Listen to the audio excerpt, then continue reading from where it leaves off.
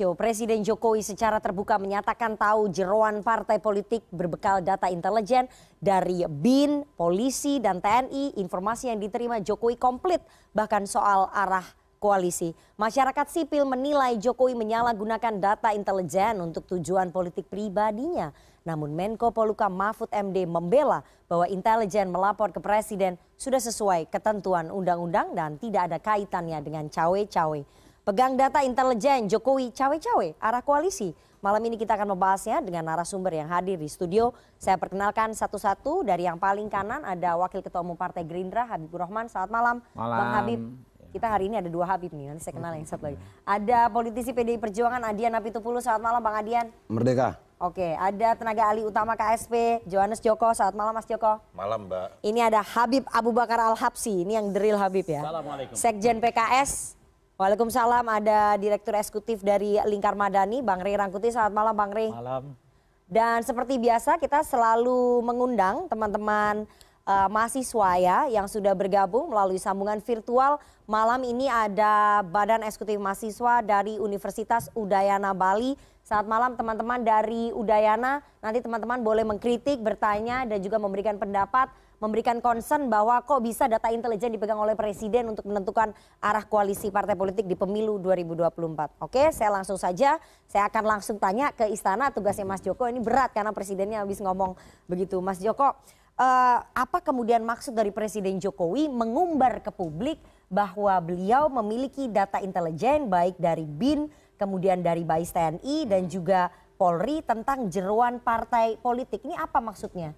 Mengumbar ke publik ini apa? Untuk apa? Ya mengumbar ini kan karena framingnya cuma di framing yang 2 menit terakhir. Tapi kalau mau dilihat secara menyeluruh konteksnya, saya nggak yakin juga yang di sini ngelihat pidato Presiden secara utuh. Karena pidato Presiden secara utuh itu 24 menit. Nah kalau cerita 24 menit ini, itu ada satu konteks yang diletakkan dasar oleh Bapak Presiden tentang bagaimana beliau memulai karir politik, bagaimana mengarahkan bangsa ini dengan membangun kepercayaan, lalu bicara tentang hilirisasi, kemudian bicara tentang posisi bargaining Indonesia hari ini. Dan ini yang harus dilanjutkan. Kalau harus dilanjutkan berarti bicara kepemimpinan. Kalau bicara kepemimpinan berarti bicara pemilu 2024. Bicara pemilu 2024, kondisinya hari ini dinamika politiknya sangat tinggi. Dinamika politik sangat tinggi, banyak masyarakat yang hari ini was-was dengan menentukan situasi 2024. Dalam konteks itu Bapak Presiden mau mengatakan tenang saja gitu. Ini kalau penafsiran kami adalah tenang saja. Saya tahu kok datanya, saya tahu kok situasinya partai politik hari ini bagaimana, saya tahu situasi kondisinya, ada dari TNI ngasih informasi, dari Polri, dari BIN.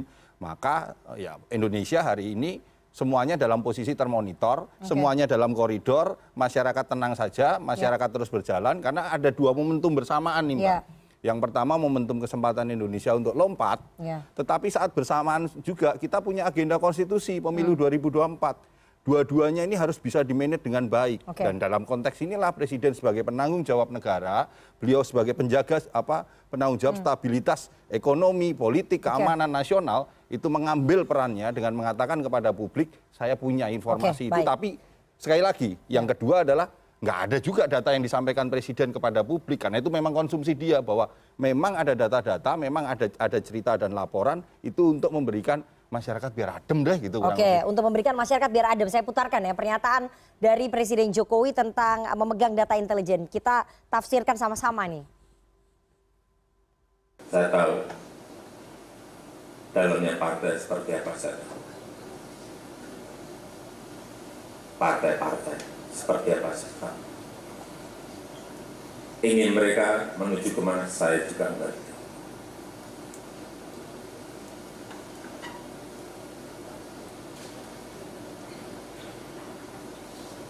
Informasi yang saya terima komplit. Dari intelijen saya ada BIN. Dari intelijen di Polri ada BIN. Dari intelijen di TNI saya punya BAIS. Dan informasi-informasi di luar itu. Angka, data, survei, semuanya ada.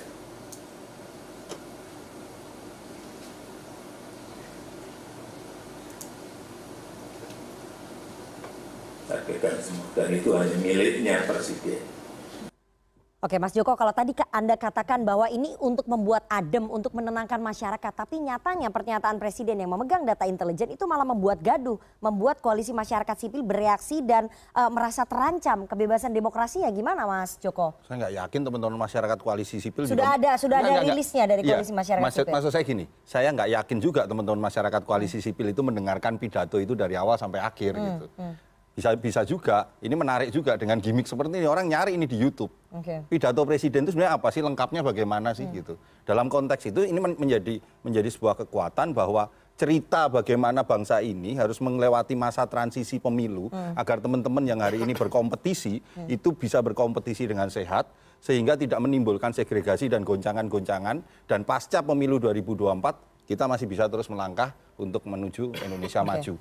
Kata kuncinya terakhir tadi yang disampaikan Presiden, itu milik Presiden. Milik Presiden dalam artian, ya kalau kita mau lihat, nggak ada data yang dibuka oleh Presiden juga tuh kemarin. Presiden hanya mengatakan ada seperti ini. Dalam kondisi seperti ini, kalau kita mau melihat, kalau kami yang di masyarakat, saya sudah ketemu dengan beberapa teman-teman yang di bawah, juga saya tanya, apa yang kamu pahami tentang ini? Mereka menjawabnya, negara masih dalam on the track semua. Jadi semua situasinya semua sekarang masih terkontrol, terlepas bahwa sekarang ada jogetan, panggung-panggung, dinamika politik yang sedikit agak memanas begitu, tetapi ya memanasnya memanas masih dalam koridor-koridor yang kita sepakati. Begitu. Bahwa Anda katakan itu dipegang oleh Presiden sendiri. Yang ingin kami tanyakan, sejauh apa sebetulnya data intelijen yang dipegang Presiden? Apakah percakapan antara petinggi partai, kemudian kasus-kasus tertentu yang menimpa petinggi partai, skandal-skandal yang menimpa petinggi partai, itu semua dipegang oleh Presiden maksudnya? Enggak tahu saya. Lah kan Presiden udah bilang itu datanya hanya Presiden yang tahu. Ya sudah memang Presiden. Jangankan teman-teman di luar yang membuat penafsiran tentang data itu. Kami yang sehari-hari bersama dengan Presiden yang bersama di dalam istana, kita juga nggak tahu data itu. Karena memang disitulah saya mau mengatakan dengan tegas, sikap Bapak Presiden sangat firm sekali untuk menjaga demokrasi, untuk menjaga bahwa data-data intelijen dan segala macam yaitu hanya milik Presiden. Biarlah itu menjadi konsumsi Presiden dalam kerangka apa? Dalam kerangka beliau menjalankan tugasnya, penanggung jawab stabilitas keamanan, stabilitas ekonomi, stabilitas politik nasional. Itu yang harus dijaga. Tapi kan nggak ada jaminannya. Jadi bagaimana bisa menjamin itu Mas Joko? Nggak akan ada yang bisa menjamin, Mbak, kalau dalam konteks seperti itu, Mbak. Ini kan sekarang jaminan itu hanya bisa kita lihat dalam bukti bagaimana kerja-kerja sehari-hari. Karena saya menjadi sangat firm ngomong di tempat ini karena saya merasakan sendiri bagaimana Bapak Presiden dalam hal-hal seperti itu, politik pribadi kami nggak pernah dilibatkan. Tapi dalam konteks politik kebangsaan kami disuruh maju lebih depan karena memang tugas profesional teman-teman di kantor staf Presiden itu untuk profesional bicara Jadi tentang Anda politik meyakini kebangsaan. bahwa data intelijen yang dipegang oleh Presiden itu tidak disalahgunakan ataupun digunakan untuk kepentingan politiknya Presiden Jokowi? Anda meyakini itu? Ya kalau seperti itu ya sangat yakin. Kenapa? Semua presiden, bukan hanya Presiden Jokowi. Ada jaminannya nggak itu? Gini, semua presiden, bukan hanya Presiden Jokowi, bahkan presiden negara-negara lain, memang yang namanya intelijen negara itu memang end usernya adalah presiden. Dan dalam konteks itu apakah itu digunakan? Ya kita lihat hari ini, dan saya sangat percaya sekali, bahkan sebagai pribadi, bagaimanapun juga di tempat ini saya katakan, Presiden Jokowi itu adalah presiden yang lahir dari sistem reformasi. Dan sebagai anak kandung sistem reformasi, dia akan tetap yakin dan pasti menjaga demokrasi itu. Masalahnya presiden-presiden di negara lain tidak mengatakan bahwa memegang data intelijen tentang arah koalisi partai. Lebih baik ngomong dong. Kalau Pak Jokowi malah ngomong, tapi dipakai. Kalau yang lain, kalau mungkin yang lainnya dia nggak ngomong, tapi dia pakai untuk kepentingan. Lalu Bapak Presiden kan clear. Justru masyarakat sekarang dibuat aware bahwa yang namanya data intelijen. Jadi dengan memegang itu tidak akan disalahgunakan ya? Ya sekarang kan malah masyarakat rame-rame mengawasi semua. Itu malah membuat sebuah langkah ke depan yang memang benar-benar, dan ini bukan hanya tentang data intelijen. Yang namanya presiden pasti akan terima semua data yang dikatakan ada dari berbagai lembaga survei, masukan dan segala macam. Ujungnya sekali lagi buat apa, Mbak? Untuk melakukan penangkalan dini gitu aja terhadap antisipasi kemungkinan-kemungkinan yang ke depan justru malah membahayakan bangsa ini. Kalau dari istana, dari KSP mengatakan bahwa ini sebetulnya pernyataan Presiden memegang data intelijen tentang arah koalisi itu membuat adem, menenangkan masyarakat. Tapi apakah itu ada dugaan melanggar aturan ataupun melanggar undang-undang? Saya akan tunjukkan ya pernyataan dari Menko Polhukam Mahfud MD. Karena koalisi masyarakat sipil menilai apa yang dikatakan oleh Presiden Jokowi, apa yang dilakukan oleh Presiden Jokowi itu melanggar aturan. Kita bisa tunjukkan di sini, saya bacakan ya. Menko Polhukam tanggal 17 September kemarin mengatakan bahwa ini bukan urusan cawe-cawe, itu nggak ada kaitannya. Ini presiden pasti punya intelijen, siapa politikus yang nakal, siapa politikus yang benar, siapa yang punya kerja gelap, siapa yang punya kerja terang. Itu punya presiden, oke? Soal melanggar aturan ada nggak? Oke, ada. Selanjutnya Pak Mahfud MD mengatakan bahwa presiden wajib diberi laporan setiap saat oleh intelijen. Itu ketentuan undang-undangnya. Apa gunanya ada intelijen kalau tidak boleh lapor ke presiden? Saya mau ke Bang Habib. Bang Habib, selain sebagai Wakil Ketua Umum Gerindra, Anda Wakil Ketua Komisi 3 juga ya. Apakah kemudian memang apa yang dilakukan oleh presiden memegang data intelijen untuk tahu jeroan partai politik ini tidak melanggar undang-undang? Karena di Undang-Undang Intelijen Negara disebutkan. Saya paham. Pasal 17, Undang-Undang 17 Tahun 2011. 2011. Anda kalau baca tujuan intelijen adalah menganalisa, memprediksi, untuk mencegah terjadinya pendadakan agar bisa mengantisipasi segala kemungkinan yang akan terjadi. Kalau acuan kita pasal 5 ini, maka jangankan soal partai politik, besok ada sepak bola misalnya Persija lawan Persib, itu dianalisa datanya seperti apa, kelompok supporternya rapat di mana, mau lewat jalur mana dan lain sebagainya, kemungkinan rusuhnya. Atau kemarin misalnya ketika ada tokoh yang mau pulang ya kan dari luar negeri, siapa nih maksudnya? Habib Rizik misalnya ya, kan ya, kasusnya udah lewat juga dipelajari Pak, dipelajari Ya. Jalurnya lewat mana, akan ada pengumpulan di mana. Dalam konteks apa? Mengantisipasi segala kemungkinan yang terjadi. Dan siapa usernya? Pasal 42 undang-undang yang sama mengatakan memang usernya adalah presiden. Persoalannya apakah ini disalahgunakan? Kita nggak lihat kok. Yang paling gampang nih, paling konkret adalah ketika PKB dan Muhaimin Iskandar yang tadinya ada bersama Partai Gerindra di Koalisi Kebangkitan Indonesia Raya. Tagline-nya adalah keberlanjutan. Artinya kurang lebih sama dengan misalnya Pak Ganjar sama dengan Pak Jokowi. Tiba-tiba menjadi wapresnya Pak Anies Baswedan yang tagline-nya adalah perubahan. Kalau dia menyalahgunakan, ya kan pasti diantisipasi jangan sampai kejadian. Faktanya dibiarkan, nggak ada masalah, gitu kan tidak halang-halangi sedikit. Dan itu yang belum kita lihat. Penggunaan informasi itu secara abuse oleh Pak Presiden Jokowi itu yang kita tidak lihat sampai saat ini. Tapi Pak Jokowi ingin memberikan kepastian karena kita kan punya kemarin 2019 kan begitu polarisasi yang antagonis sehingga ada trauma juga dari tingkat elit ke grassroots ya kan. Mungkin nggak kita kayak kemarin lagi atau bahkan bisa sampai rusuh dan lain sebagainya. Itu yang orang takut, bukan hanya kita ya warga sipil, termasuk investor, termasuk bisnis, pasar, dia takut prediksinya seperti apa. Nah itu yang yang saya tangkap ya kalau saya tadi coba lihat videonya, itu yang ingin dijawab oleh Pak Jokowi. Situasinya fine sekarang. Semua pihak yang berkontestasi itu dalam konteks punya cita-cita yang kurang lebih sama. Ya putra-putra terbaik bangsa ya Pak Anies, ya Pak Ganjar, ya Pak Prabowo. Jadi isi kepalanya Pak Jokowi paham, ini tiga-tiganya tujuannya baik, mulia semua, sehingga nggak perlu ada yang dirisaukan terjadinya konflik di antara para kontestan. Bang Habib, di Undang-Undang Intelijen Negara disebutkan bahwa objek pemantauan intelijen adalah musuh negara yang menjadi ancaman keamanan nasional. Berarti ini partai politik nih musuh negara yang mengancam keamanan nasional, begitu? Bukan.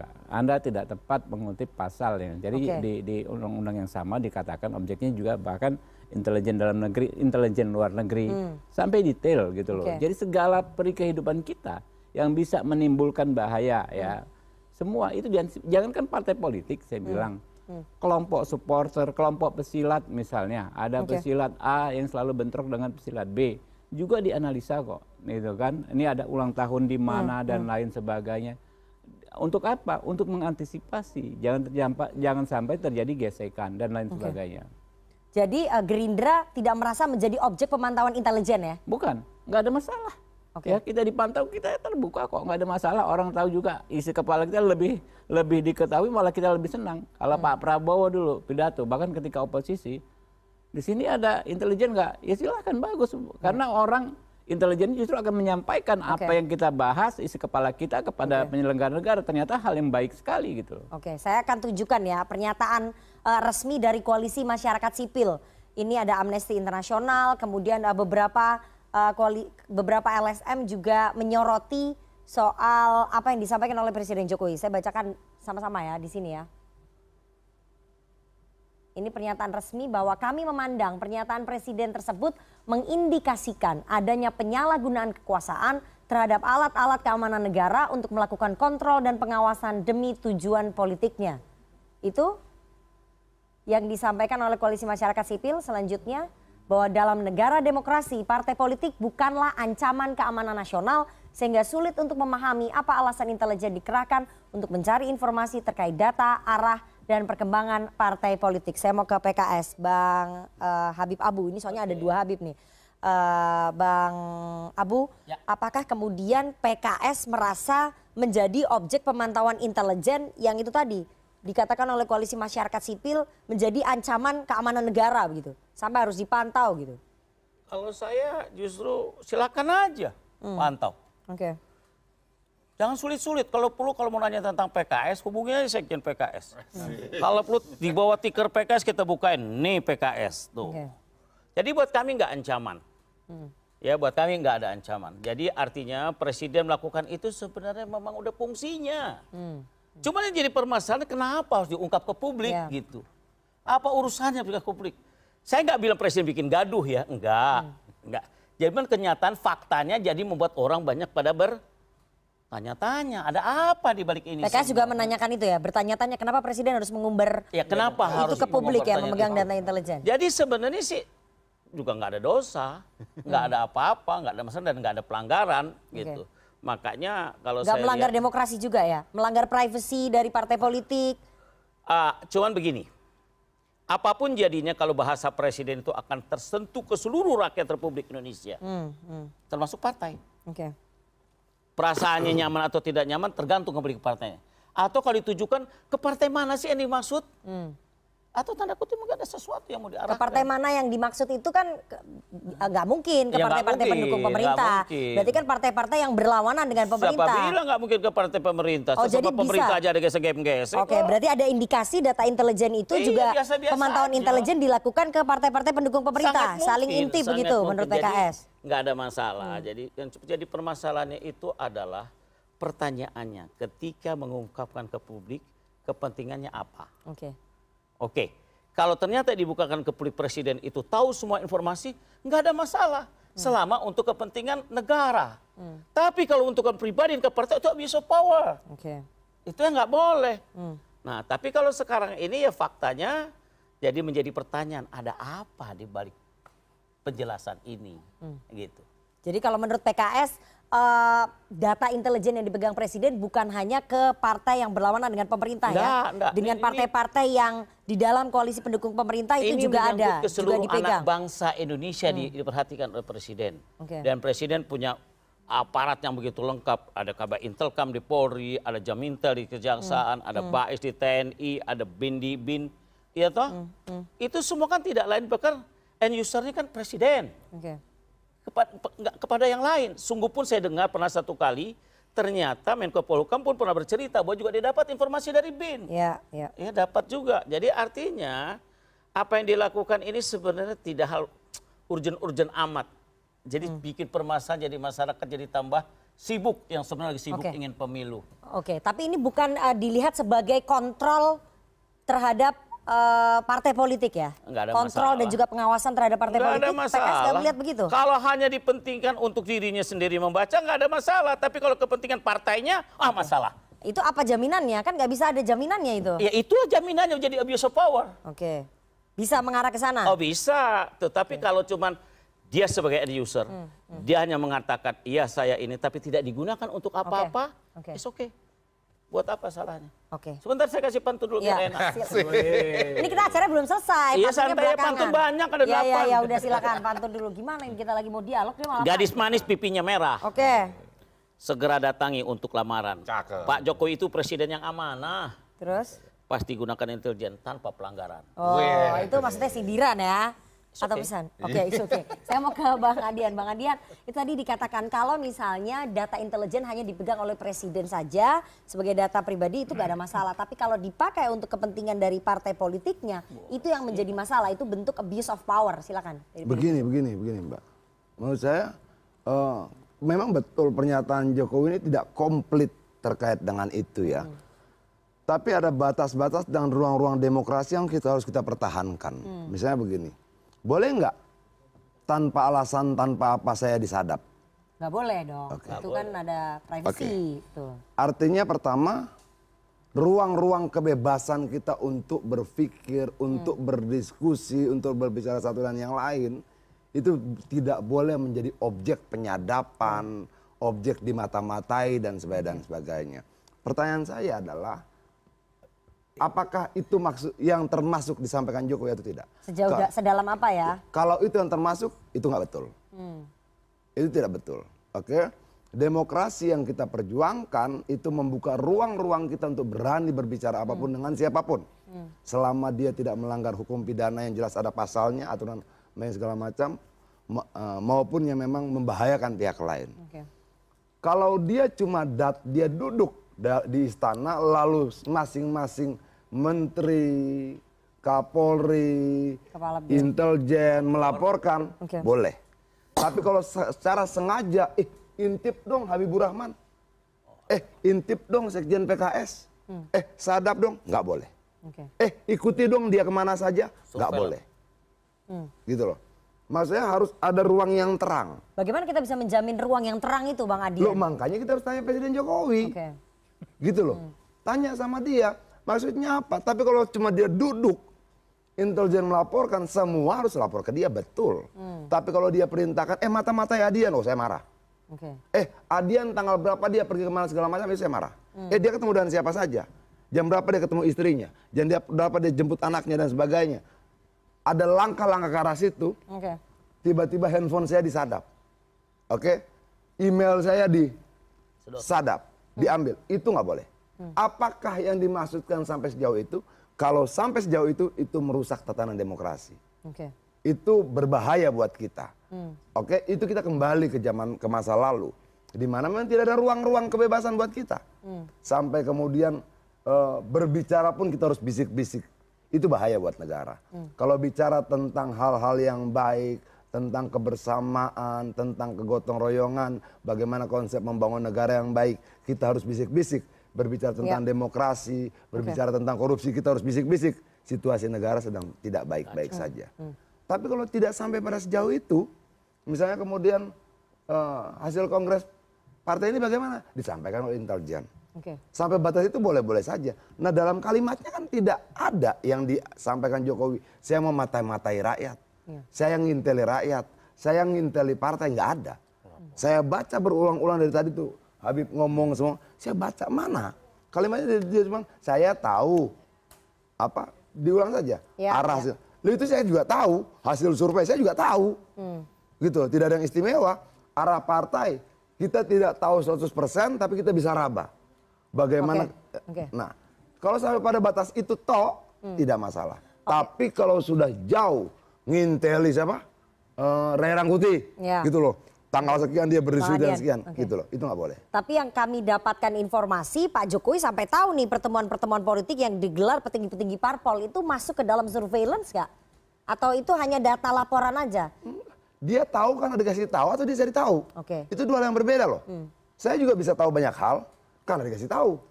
Tapi kalau kemudian saya cari tahu, itu problem. Menurut Anda dari BIN, kemudian BAIS TNI dan juga intelijen kepolisian aktif bergerak sendiri atau ada perintah kalau menurut Anda? Begini mas saya gini. Dia tahu pertemuan, jangankan tadi wartawan aja tahu. Wartawan. Gitu loh. Tapi masalahnya adalah begini. Apakah memata-matai itu perintah dia atau tidak? Apakah menginteli itu perintah dia atau tidak? Harus tegas batasannya Mbak. Kenapa ini tipis banget? Gitu loh. Kalau kemudian kita tafsirkan laporan intelijen itu adalah bagian dari memata-matai rakyat, salah. Bagian dari memata-matai partai politik, salah. Tapi kalau kemudian seluruh lembaga negara wajib melaporkan pada dia, betul. Kalau misalnya begini, saya partai politik, kemudian ada kekuatan lain, misalnya yang anti terhadap NKRI ideologi, yang kemudian mau infiltrasi pada partai politik, yang diawasi bukan partai politiknya. Tapi kekuatan yang dianggap mengancam keamanan negara itu. Tapi Anda percaya bahwa seorang Joko Widodo tidak akan abuse of power melakukan surveillance kepada tadi tokoh-tokoh politik tadi? Gini Mbak, ini bukan kepercayaan menurut saya. ada nggak buktinya dia menyalahgunakan informasi itu? Kalau ada, melanggar. Sulit pembuktiannya. Lo bukan dong, misalnya begini. Ini kita semua ini kan banyak aktor politik di sini.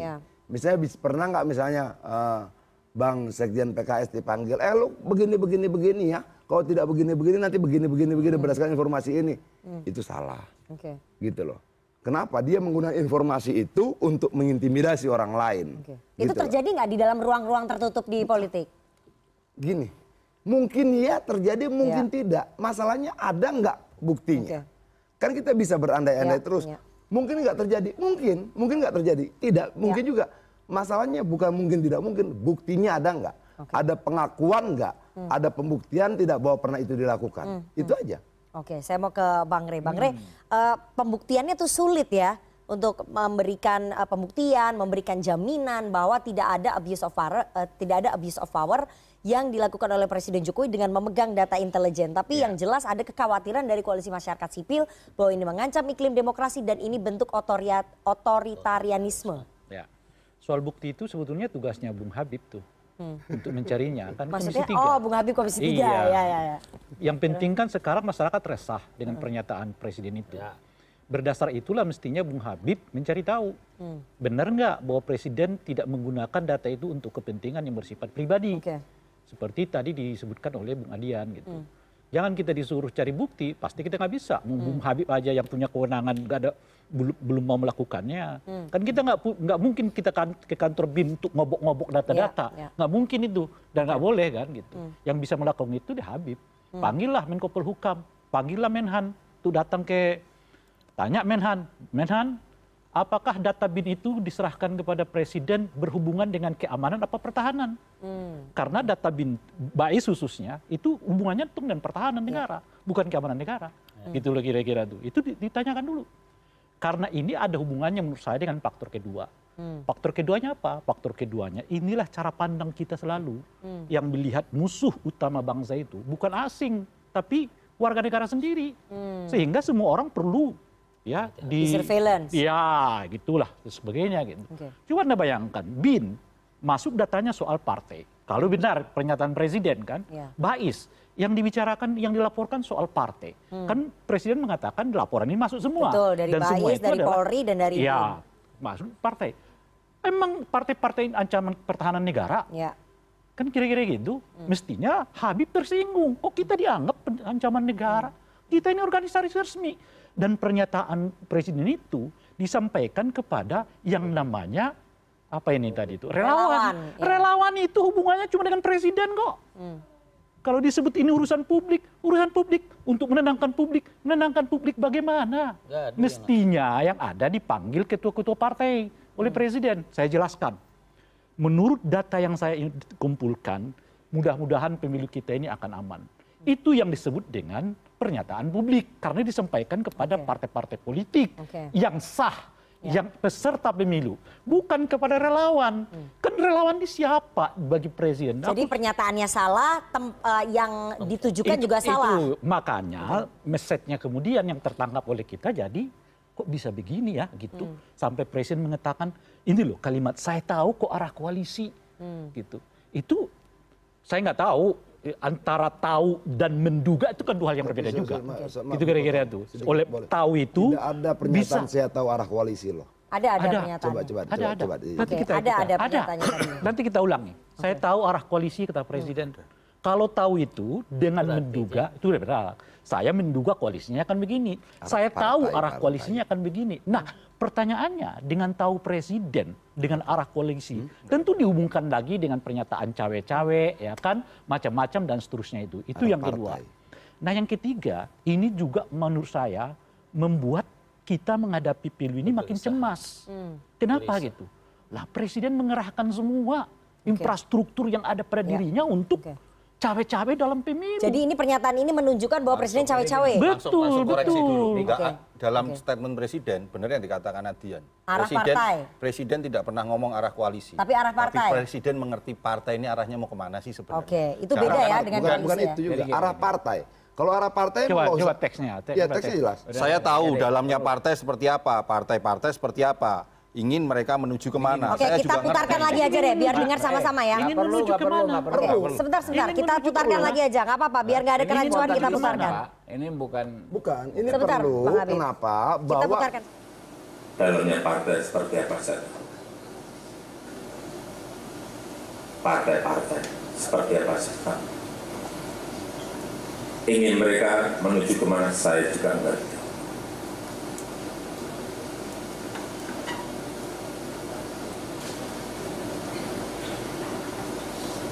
Informasi yang saya terima komplit. Dari intelijen saya ada. B. Dari intelijen di Polri ada. B. Dari intelijen di TNI saya punya Pak Is. Dan informasi-informasi di luar itu. Angka, data, survei, semuanya ada.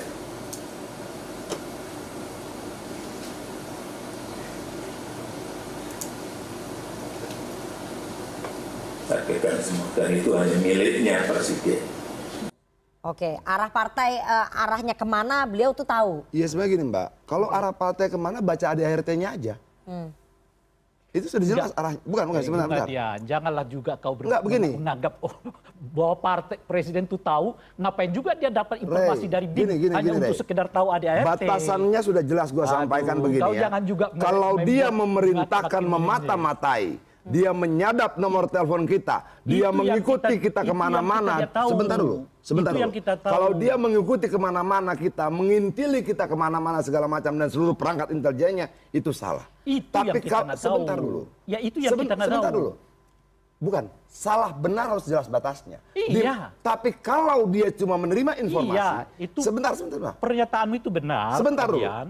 Kalau kemudian BIN, intelijen kepolisian, Bais tidak memberikan informasi apa-apa, kita akan tanya, kerjamu apa? Betul. Oke. Sama seperti. Tapi kalau sebentar dulu, Rey. Enggak, kita sama-sama mau menjaga demokrasi toh. Tapi kalau kemudian dia memerintahkan sadap telepon Rey Rangkuti. Sekarang pertanyaannya adalah siapa yang bisa membuktikan bahwa presiden tidak menyuruh kita sedang tidak dalam rangka membuktikan. Oke? Kan itulah makanya saya mengatakan kita sedang membahas pernyataannya. Jadi jangan menafsirkan lebih jauh dari apa yang dinyatakan. Pernyataan ini memberi indikasi bahwa presiden mendapat laporan tentang hubungan dalam politik dalam negeri. Masa kau nggak bertanya? Masa BIN urusannya dengan partai? Ini udah diulang kan? Masa Bais urusannya dengan partai? Kalau masa kau nggak bertanya? Itu satu. Yang kedua, masa kau nggak bertanya, Adian? Presiden benar seperti pertanyaan tadi. Apakah presiden ini hanya informasi toh? Atau memang presiden mengarahkan tertentu? Nah, kalimat dia menerima. Bukan memerintahkan. Iya, bukan. Gitu loh. Bahwa kemudian semua informasi intelnya itu bisa beririsan. Ada partai misalnya yang kemudian bekerja sama dan apa segala macam. Tapi itu tidak menjadi objek memata-matai. Tetapi dilaporkan oleh intelijen karena informasi dapatkan. Ya boleh. Tapi kalau kemudian ada perintah negara mata-matai partai politik. Inteli partai politik sebagai institusi demokrasi. Oke, sebentar. Boleh partai politik mata-matai. Kalau gini dulu, kalau presiden menyatakan saya memerintahkan, itu nggak perlu lagi kalimat itu sendiri sudah jadi bukti. Oke. Tapi kalau presiden mengatakan saya tahu, berarti pertanyaannya adalah dari mana beliau tahunya? Dikasih tahu. Oleh dikasih tahu. Maka diperintah nggak? Proses maka perintah atau tidak itulah yang perlu dipertanyakan oleh kan Komisi ada job list-nya. Oke, apa yang diperintah, apa yang tidak diperintah. Mestinya kan Anda sudah bertanya, mosok BIN diperintah atau memberi laporan soal partai? Kan mestinya pertanyaan mulai dari sini. Oke, sebentar. Sebentar ya, satu-satu ya. Apakah cuma aktivitasnya? Misalnya begini, ada kelompok-kelompok lain yang kemudian tiba-tiba hilang, tidak terdengar suaranya, dan bla bla. Kalau kembali ke pernyataan presiden, harusnya yang dimatakan. Saya dapat semua informasi komplit. Bapak-bapak, saya harus kasih kesempatan dulu. Sebentar, silakan Bang Habib. Jadi gini, kita repot juga kalau menilai pernyataan lisan sepotong-sepotong semua. Ya kan? Ya.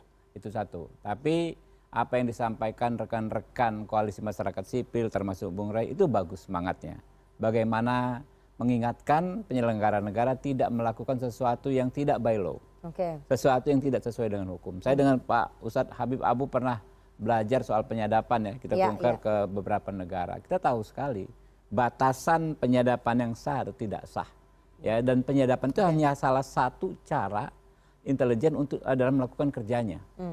Banyak cara-cara lain untuk mengumpulkan informasi. Seperti yang ada sekarang ini, ya kan? Yang paling penting ini kan sekarang apakah ya pengumpulan informasi tersebut dilakukan sesuai hukum atau tidak? Yang kedua, ya kan, apakah hasilnya digunakan untuk kepentingan pihak itu tertentu atau tidak? Nah, nanti. Lebih tepatnya untuk membuktikannya, untuk gini, dalam premis dalam hukum, ya kan, siapa yang menuduh itu yang membuktikan. Karena susah sekali, lokus dan tempus deliktinya susah sekali. Kalau begitu, ya makanya jadi siapa yang menuduh harus membuktikan. Nanti dulu. Fakta-fakta ya yang kita lihat ya, banyak kejadian-kejadian politik yang apa yang saya sebutkan tadi, misalnya, ya kan ya. Adanya satu partai politik, tadinya arahnya koalisi pemerintah, kemudian tetapi berubah. Nggak ada masalah, ada nggak yang menghalangi? Nggak ada. Kemudian pencalonan, ya kan, calon presiden. Saya harus jeda nih, saya harus break dulu nih. Sebentar, tidak ada yang kita menghalangi. lanjutkan ya. Dari mana?